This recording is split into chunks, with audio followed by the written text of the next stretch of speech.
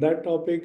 And the topic of EV was being asked for a long time, but you don't have to wait anymore. I'll hand it over to Prashant to take over the session with Ashwin. I hope you Yeah, enjoy the session. Thank you. yeah. Thank you very much, Ninad. You're always sharp and focused, as usual. I know you from so many years. For everybody, CII is startup buzz, brings entrepreneurs, entrepreneurs, industry leaders together to share their experiences about their journey with the budding or aspiring startups and entrepreneurs, and get benefit out of their journey, so that we can build a strong ecosystem for future. CI truly believes that startups will build tomorrow's, they will be part of the transformation of Indian ecosystem and growth engine, for sure. EV is a topic of near and dear to everybody's heart. There has been a lot of buzz around EV for last about 8 to 10 years. It is catching up at a very high speed in India, globally. About 2 million EVs being sold annually in India, about 14 million sold annually in globally, and by 2030, I believe Indian government has set a target of having at least 30% share of automotive, sold in adoption in India.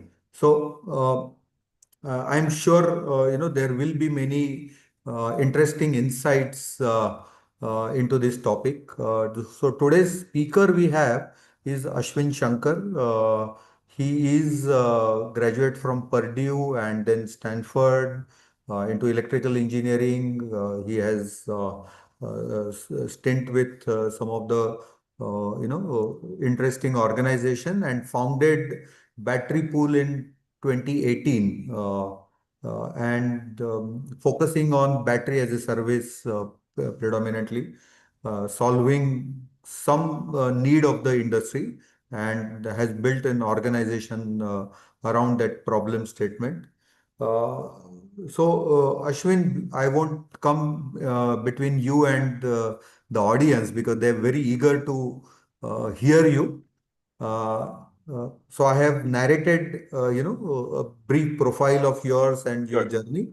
But the first thing which comes to my mind is that what inspired you to look at EV Sure. as an industry vertical, and then why battery, and then how you thought of founding Battery Pool.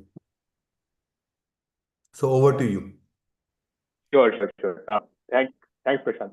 So I'll talk you through my journey and how I got here. And in fact, there's an interesting CII connect also there. So as you mentioned, I am an electrical engineer, Purdue, Stanford. I also have experience building products in the energy space. So I was working as Schlumberger in the Yeah, oil and gas industry, correct. and also had worked with NASA on building some energy systems for outer space environment. I moved back to India in 2017, and I in fact I moved to India with the idea of like starting up, building something for India, where a lot of people can kind of benefit or derive value from something I built. That was the inspiration to come back, and I'm also like a second generation entrepreneur in the sense that my father is also an entrepreneur, so he's been encouraging me to come Oh, back and build okay. something here. Uh-huh. And then I spent about a year and a half working at a public policy think tank. Right, this was called the Center for Technology Innovation and Economic Research, and it was run by Naushad Forbes. So Naushad Forbes that's where the CII Connect comes in. He was a Yeah, former CII president, right? yeah. So I was working with him when he was the CII president. So a lot of the a lot of the events and a lot of the kind of policy discussions that we did involved CII, and he was very big on trying to understand R&D and innovation in the Indian context, right?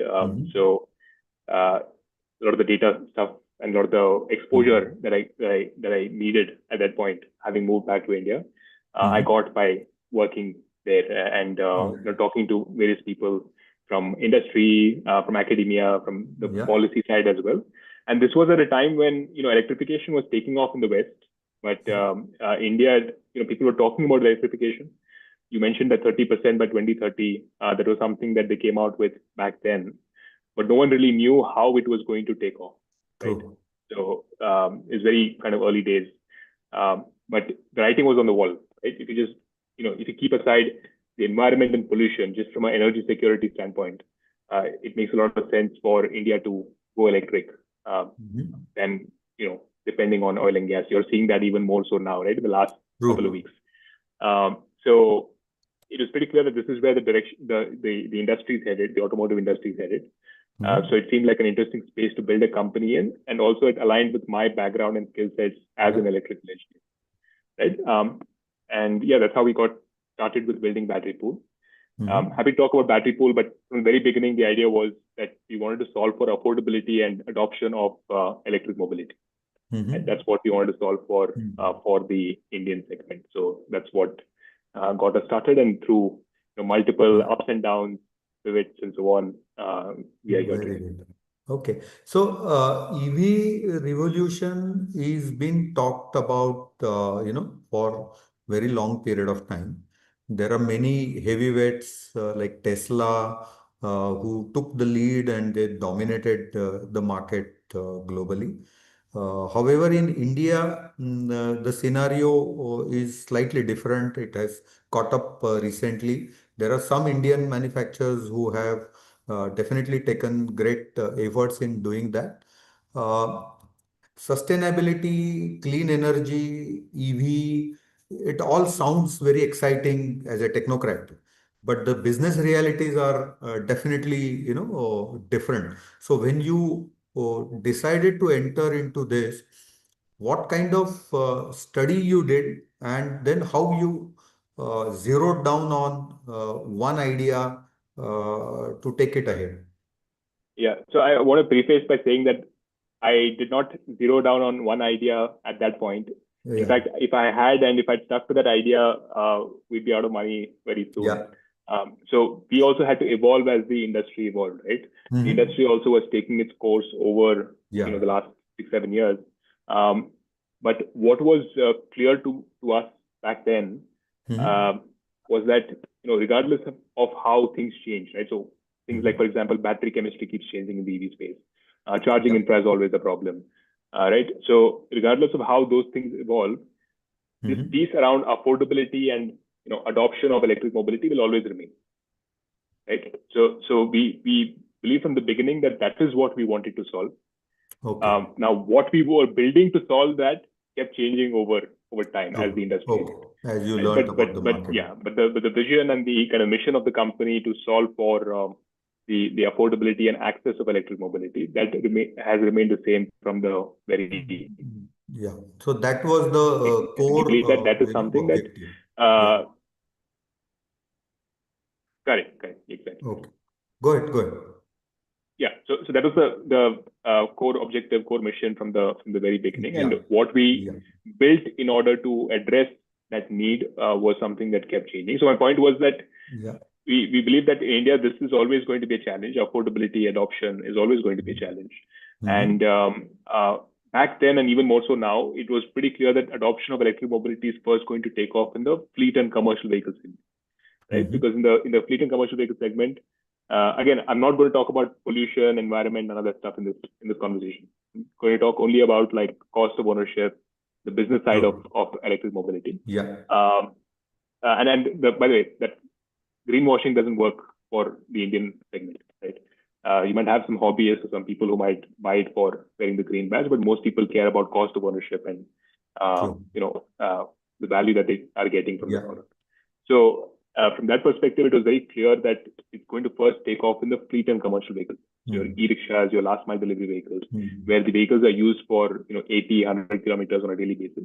That's where the capex opex offset of electric mobility will make sense. So if you see the adoption trends also, it's really taken off in that segment over the last 5-6 years, right? Your e-rickshaws is like 20 lakh e-rickshaws on the roads today. Right? There were 3-4 lakh delivery vehicles being used for last mile delivery, which are electric. That's a substantial volume to address. Correct. So that's really where the adoption has happened. So we also decided that we want to build in that segment first, right? And affordability in that segment is even more, apparent. Or lack of affordability is even more apparent. These are daily wage earners; they're earning and spending money on a daily basis. True. So that's how we got set to build for the fleet and commercial vehicle segment and build for affordability in the fleet and Affordability is the key. So in EV, as you rightly mentioned, you tried couple of approaches to make it affordable, accessible, and for Indian scenario. Uh, then you got into the battery side of it. And in India, infrastructure has always been a challenge. Road infrastructure is a challenge. So having battery charging stations was always a worry. And initially there was slow adoption only because of that worry that, if I travel and if I don't get any battery charging station, then I'll be stuck there. Has it changed, and how do you see that piece of business? And battery cost is the most significant cost in EV, per se. So apart from body and some moving parts, now the battery is going to be most crucial part. Yeah. So both sides, how do you see that? Yeah. So I'll talk about the battery side of the equation first, because again, like that is the part which has to be solved for when it comes to an affordability, problem, right? If 50% of the cost of the vehicle comes down to the battery, and the battery Correct. has a limited life, right? Needs to Yeah. be replaced every few years. You have this situation where customers are often stuck in a capex cycle, having to buy batteries again and again. And again, coming back to the fleet and commercial vehicle segment drivers, they don't have the cash to buy these batteries upfront. True. Right. So when we were solving for affordability, we were very clear that we want to solve for affordability of batteries. Affordability of batteries what with an said, electric vehicle, which is the costliest part of which is the EV. costliest part of the electric vehicle. Yeah. So the offering that we have today is a sort of a sachet payment based model for payments for batteries. Right. So we took inspiration, or we took kind of ideas from how affordability was solved in FMCG products, in your cell phone services, and we brought that into batteries. So we have a model where we are able to get customers to pay for batteries on a daily basis, weekly basis, depending on their cash flows. And if they don't pay, they will not be able to charge the battery. It's like if you don't pay for your prepaid phone, you'll not be able to make or receive calls. Same way we are, we have a lock mechanism on the battery pack that stops charging that the customer doesn't pay. So that's how we solve for battery affordability. When it comes to charging infra, so this was a challenge. This continues to remain a challenge. And there's two sort of parts to this question. One is from an ecosystem perspective. We do see charging points come up across the board. Most of these, like e-rickshaws, for example, they find ways to charge the vehicle wherever they park. So that ecosystem has evolved where they have park and charge options to charge the batteries wherever they park. In cases where they don't have a park and charge option, right, which is, for example, today in our two-wheeler gig worker segment, they typically live in PGs, or they park the vehicles on the side of the road. So they don't have access to charging points very easily. So in that case, what we do is we set up a network of battery swapping stations where these drivers can go and exchange their batteries when they need access to a recharge. Right? So that's how the ecosystem kind of has evolved. Your e-rickshaws have a park and charge facility, whereas your two-wheeler gig workers, they don't have formal parking spaces. So for them, we provide a battery swapping option where they can come and exchange the battery. So batteries are a significant part of EVs. And how is India geared up to manufacture batteries at the scale at which we are thinking of, EV adoption. to be adoption? Correct. So we still are, the fact of the matter is we still are dependent on China for import of China or abroad, like foreign countries, for import of the cells that go into these battery packs, right? We are still not able to make battery packs at the price that can match some of these Chinese manufacturers. So there are projects underway from some of the large companies to make lithium battery packs in India.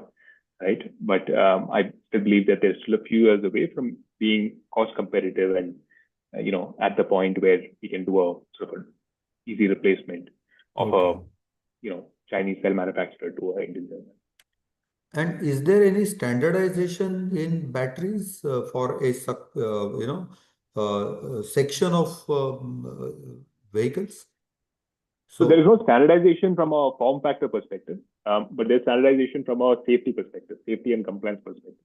So every battery that is sold in India has to be AIS compliant, right? So if you remember back in 2021, 22, there used to be a lot of these battery fires, right?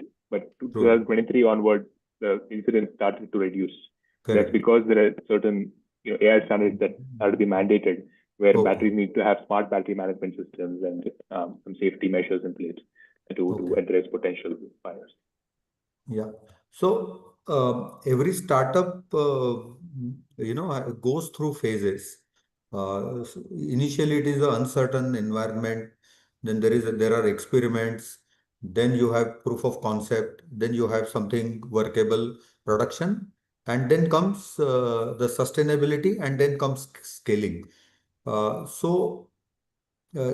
itself is evolving. Battery technology itself is evolving. Then government policies are continuously changing. And now with global dynamics, today it is slightly in favor of EVs because of availability of fossil fuel. So how does one plan, in such dynamic, uncertain environment or perfectly VUCA world, in that definition? Right. I think you listed out all the reasons why this is such a challenging business, and which Yeah, is also why the folks who make it in this business are going to stick around for long because it's not an true. easy kind of environment to navigate.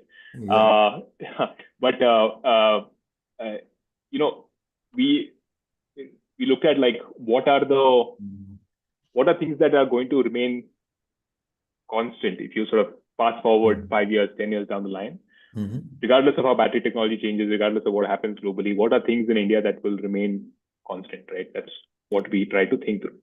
So one of the things that came up was affordability will always be a challenge, right? Right. Access to capital is not going to be easy for most people, Mhm. especially fleet and commercial vehicle drivers. They're not going to overnight get access to money very easily to buy batteries. So affordability will always be a challenge, regardless Mhm. of how battery technology evolves, regardless of how the EV ecosystem evolves. If they need to buy electric vehicles, they need access to some way to pay for it that matches their ability to pay. Mhm. So that was a view that we took, that this is how things are going, which is why we didn't, for example, get into battery manufacturing. Even today, we don't make our own battery. We work with OEMs and source the best battery technology out there, but we don't make battery packs ourselves. Right? Right. That's No. really Yeah. how we thought about navigating the Yeah. environment. So regardless Yeah. of how things play out, this is going to be a reality. And as I said Definitely. earlier at the start of the conversation, also that Yeah. we believe from a sort of a genuine energy security perspective, we're better off using Yeah. batteries, electric vehicles compared to Yeah. being depending Yeah. on fossil fuels. Not to mention Yeah. cities being polluted and so on. Yeah. But yeah, the idea is that this is like a inevitable trend that's going to happen, Yeah. and in that inevitable trend, affordability will always be a challenge. So, when you are working on your business, I'm sure there are multiple components of your business, and for benefit of the startups, um, how have you combined the hardware and the software side of it, and the data which you're going to get collecting data in terms of usage, in terms of battery maintenance, failures, top up. That is very interesting, mix of convergence of multiple technologies. So, can you throw some light on that? And how did Yeah, you build your solutions to make battery usage affordable? Not right. battery per se. So making a product affordable, you need to invest into R&D and do that. But here you are dependent on OEMs for supply of batteries. But on top of that, you have built a layer of software which is helping end customers to get battery usage at a affordable rate. So that piece of business, it must be very difficult for you to crack, but now that you have cracked, maybe you can share with others. Sure. So I mentioned our like core offering is a sachet payment model, right, for batteries, where we enable drivers to pay for batteries daily, weekly, monthly, depending on their cash flows. And if they don't pay for the batteries, we lock the batteries. So this locking mechanism, right, is something that we developed in-house. True. So we have a handshake that happens between the battery and charger, Mhm. and this handshake enables the locking mechanism of the battery, right? This locking mechanism also, what it does is it ensures that the batteries are only charged with the chargers that we give the drivers. And so with every battery that we sell to a driver or rent to a driver, we give them a small portable charger, which they can put into any 3-pin socket and charge the battery with it. Now, if they go to the market and buy a different charger, they will not be able to charge the battery. This is not very different from if you've used Apple products. Apple's accessories also True. Okay. more recently have this feature where only Apple approved accessories can charge your products. So same concept here, but we by doing this, by locking or deciding which charger charges the battery, we also have control over how the battery is charged over its life, right? So we through IoT manage the charging of the battery, and we look at like what is the current state of the battery, what is the temperature condition around the battery, how has the battery been used in the last 3 days, and depending on that, we manage the charging of the battery pack. So this allows us to do two things. One is we collect data every 30 seconds from the battery on how it's charged, how it's discharged, and everything. So that allows us to build algorithms, and using those algorithms, we are able to charge the batteries in a way where we can maximize its life, right?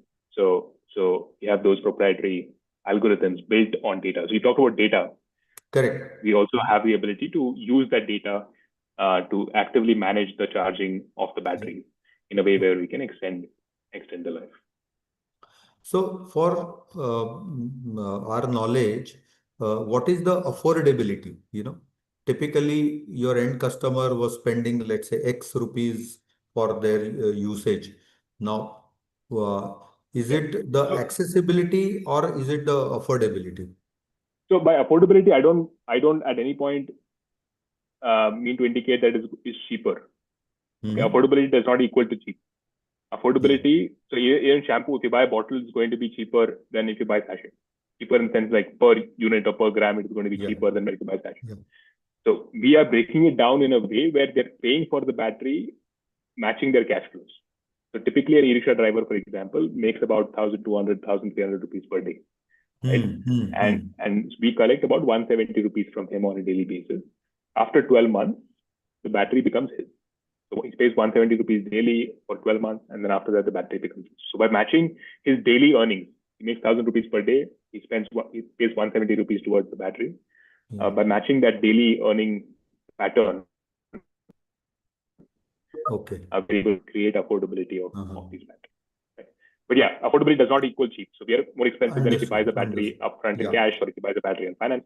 But we are making ways for him to pay in a way that he stays compliant to payments. Yeah, that is really interesting. And the last mile, piece of every business is very critical.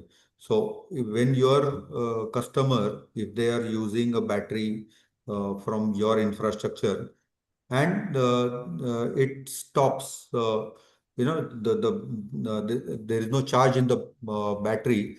How does that, what kind of infrastructure do you have? So we have like sales and operations infrastructure in our cities.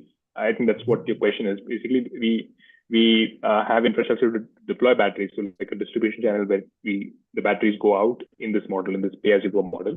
And then if there are any problems with the batteries, chargers, and so on, we have operations infra, both our in-house as well as outsourced operations infra that is able to repair batteries, right, and ensure uptime for the driver. So the driver can only pay if he has the batteries working, right?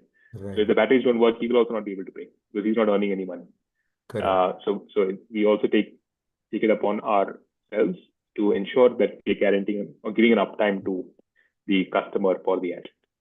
So what is the scale of your business right now? So we're present in about 10 cities. We manage roughly about 3,000 batteries in this pay-as-you-go model. We are doing roughly about 1.2 crores in monthly revenue. Okay. Yeah, that's probably what.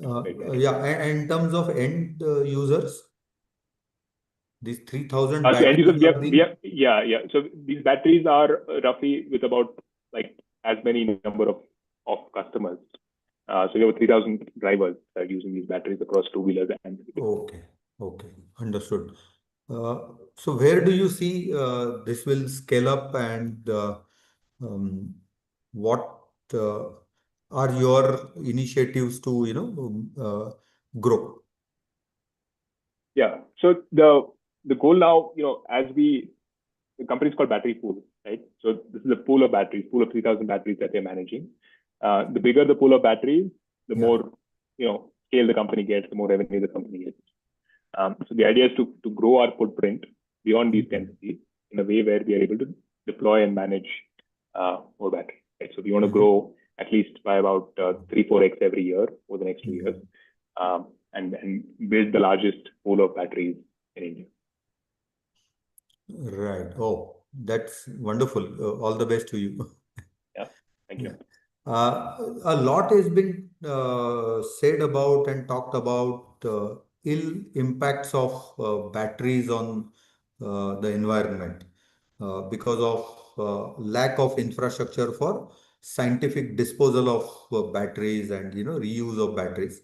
So on one side, availability of rare minerals is a challenge in scaling up the battery manufacturing, and on the other hand, once the batteries reach their end of life, then systematic disposal of that and reducing the burden on overall environment. So how do you see that piece of challenge being played in the industry, and do you see any opportunities for you or any other entrepreneur to get into that? Right. So I mentioned, our technology, we are able to lock the batteries, we're able to manage the charging of the batteries, right? So we have visibility over the current state of all the batteries in the pool. Right? You All the are 3,000 batteries, we have correct. complete visibility over what the state of the battery is. And when the battery gets to a point where it's at about 70-75% health, at that point, it may not give the end customer the range that he desires. True. Right? But it still has 70-75% health. Like the charge, it can still retain about 70-75% of the energy Yeah. that it had at some point. So in that scenario, we are able to redeploy those batteries into a second life use. Typically, energy storage, your UPS backups. These are applications where we're able to redeploy the battery. So because we have visibility and control over the battery in its first life, we're able to reliably predict that this battery has this much energy left, and then place it into the right kind of second life use case. And we've already done that for about 500 batteries that were with us, in the early days. So that's kind of how we are thinking about, deploying used batteries.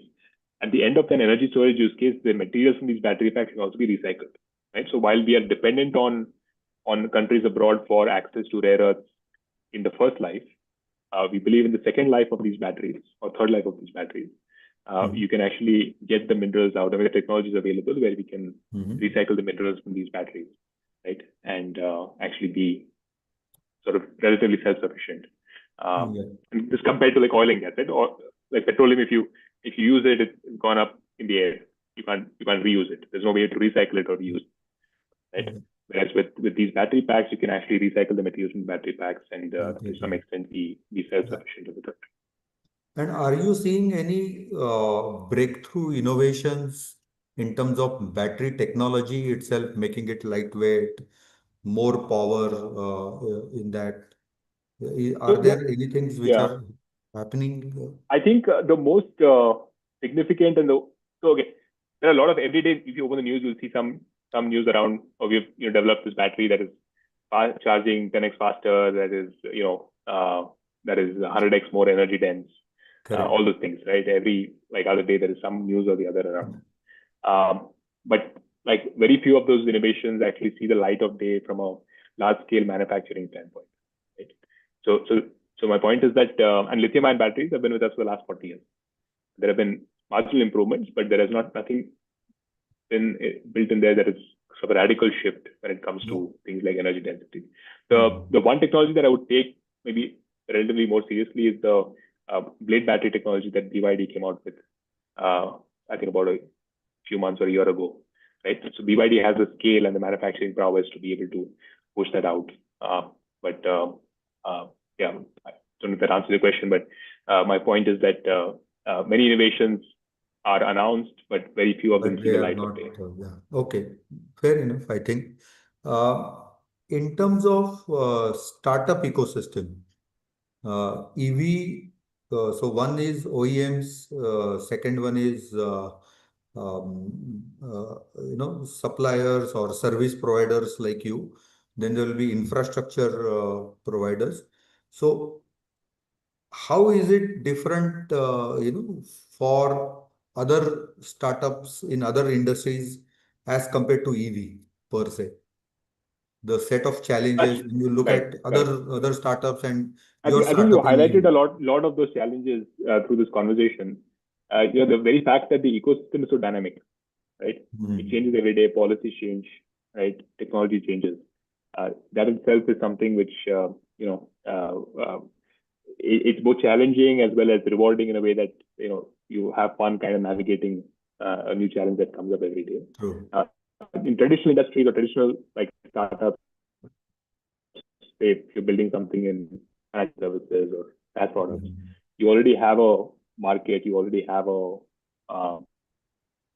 over what that need, right? Further growing.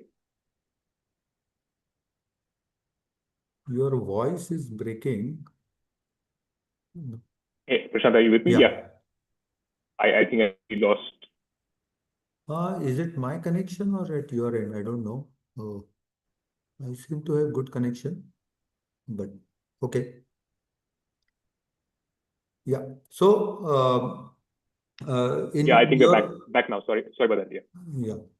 So, in your opinion, EV is more dynamic and more challenging currently because of multiple factors Right. than other industries where startups are trying to address the problem.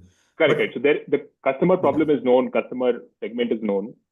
Things don't, change very quickly there. You're trying to Hmm. solve an existing need, right? Whereas here the need is changing by the day. Yeah. Yeah. Uh, and another is how is VCs, how are the VCs and Ps looking at supporting, startup like yours in scaling up? Yeah. So there's a lot of interest because most VCs also see the um, Mhm. opportunity that is there in front of us. Mhm. But there are questions that people also have as investors would with respect to Mhm. how the ecosystem is evolving and so on. I would say those questions have largely been mitigated now compared to what the scenario was say 3 years ago or 5 years ago. Right? So there's a lot of investor appetite because they know that this is where the ecosystem is headed. Um, but this also needs investors who have that ability to understand or appreciate hard assets, right? Physical assets, Yeah. batteries. Uh, in cases where they're funding charging companies, they need to know that Mhm. they're having to set up charging infra. So the business is not as easily understandable for a lot of these investors who may have otherwise invested in say consumer tech or like a software company. So that is something which we are seeing increasingly investors are able to You are make that seeing that transition. They're able positive to change. see Yeah. that. Yeah. So, in the entire ecosystem, energy companies, EV companies, infrastructure companies, and service companies with hardware, software, data, recycling. Uh, where are the challenges today? Many people, when I talk to them, still are quite skeptical about uh, going for EV just because there are less number of charging stations or the cost of electricity is higher.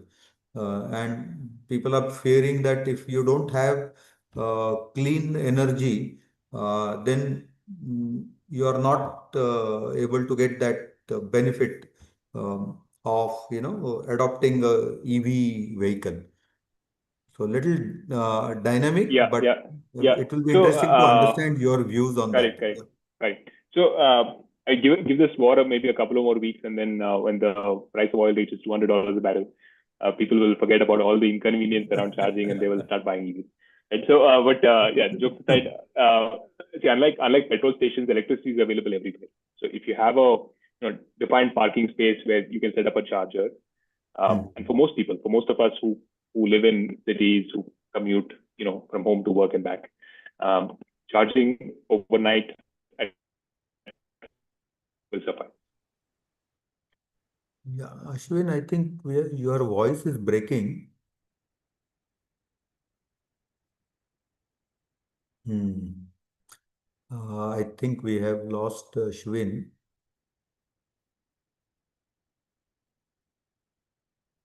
Yeah, maybe mm, if someone can, let him know he has to rejoin. So till that time, happy to receive more questions so that, I can ask those when Ashwin joins back.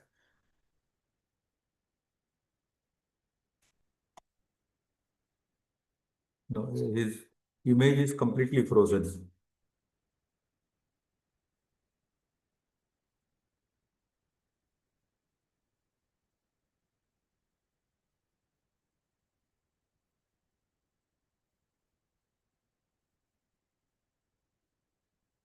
Hey, Yeah. Prashant, sorry about that. Yeah, we've been No, no having problem. some internet issues here since morning in the Yeah. Yeah. talking So, about charging infra issues. There are correct. also Charging internet infra infra issues. is the fear which many people have. And because of that, the adoption is slower. But of course, your segment, which you are handling, is fleet owners, and I think, they are more concerned about their day-to-day earning and day-to-day cost, which I think you are addressing it well. Correct. Right. So the point I was trying to make was that for most, even for consumers, right? Most people, if you Mm-hmm. see the usage, it's home to work and back, right? So you Mm-hmm. and I, we might drive a car. We have a defined parking space. Now, if you're able to get access to charging in that parking space, our vehicle is lying there for most of the night, right? So you can charge the vehicle at night, and that is enough charge for you to be able to drive through the day. Right? It's only in the off case where you're trying to drive a very long distance that these things might become a challenge. But Yeah. for a daily commute use, we believe that if you're able to access charging at home at your wherever your vehicle is parked, Mm-hmm. you'll be just fine. Uh, do you have any plans to get into battery manufacturing itself at some point of time? So, Prashant, we don't have any plans of getting into battery manufacturing, but we do have plans of getting into battery recycling. So I mentioned that second and Battery? third life recycling. Recycling. Battery Okay. recycling and Yeah, upcycling. So the that is second and third interesting. life of the battery, Yeah. we want to Okay. get into that domain, because as we grow our pool of batteries, those batteries will come into the second Yeah. life, and then Yeah. we And will have access to then, them into the third life. Battery manufacturing itself, we believe, is a pretty capex. I mean, especially if you want to get into like cell manufacturing type of things, it's pretty capex yeah, intensive. then it is quite Best left to, challenging. Yeah. yeah. Okay. Good. And startup ecosystem, in India, they say Bangalore is leading, or Gurgaon is leading, but you are in Pune. So how do you Yeah. see that? There's pros and cons, I think, to being in Pune. I would be honest and say that Pune is not there yet when compared to a Bangalore or a Gurgaon when it comes to startup activity, investors, those Mhm. things we're still lacking. But access to talent, access to resources, especially if you're working in the automotive industry, you're trying to make hardware. That is that's definitely there. Pune has a very strong kind of ecosystem around. Ecosystem. Yeah. Yes. And in terms of adoption, where is most significant adoption you have So for your, the yeah. e-rickshaw segment is mainly a North and East India phenomenon, right? So Mhm. we have our customers in cities like Indore, Ujjain, Jaipur, Bhopal, Delhi NCR, right? These are Okay. segments where Yeah. e-rickshaw drivers are present. In the South, Pune, Mumbai, Hyderabad, these places is more for the two-wheeler gig workers.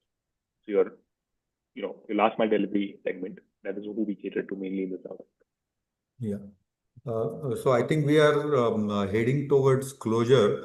So what will be your message to startups who are already into business and facing challenges, and those who are aspiring to get into, startup, budding startups?